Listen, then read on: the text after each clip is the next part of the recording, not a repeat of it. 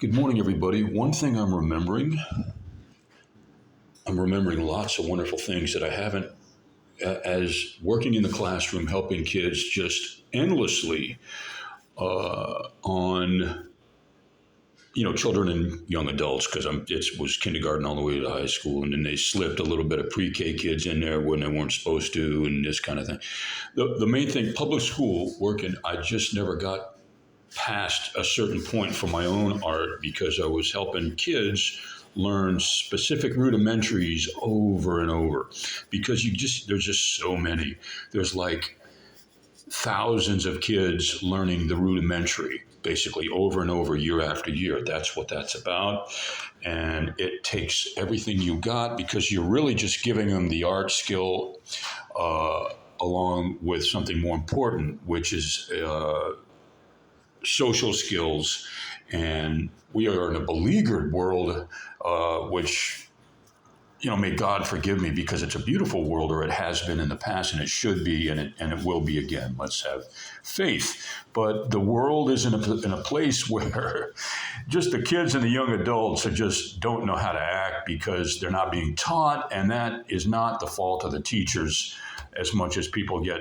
I am digressing bad. I'm sidetracking badly. The point is that I am now rediscovering visual art in its true form for those who are given the gift of being able to practice a skill and get social attention for it beyond just the skill of just going into a classroom and getting basically just overwhelmed by, if you're legally responsible for that many children and young adults over and over year after year, it's a beautiful thought, but unfortunately, the way things have gotten, it's kind of a losing battle until they change certain things having to do with the education system, which, you know what, I don't even know.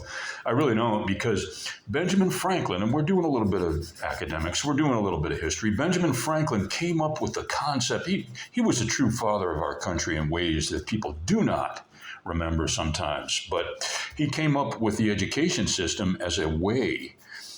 I'm digressing. Look how I'm digressing. Look what I'm discovering, which has to do with the center line of the face. That's something I'm rediscovering. I hadn't been able to think about stuff like that. And I did it over here, and that's where I discovered it off camera about 15 minutes ago, a little bit, or 10 minutes ago. And the device is a little slow. We're doing T-Mobile, and that's just no complaints. I don't want to sound like I'm complaining about T-Mobile. They are my carrier at the moment, and I choose to have a phone that is rudimentary. I don't want to have this like extreme technical. When I was a kid, we didn't have these phones, and I love Steve Jobs. You know why? Because Steve Jobs,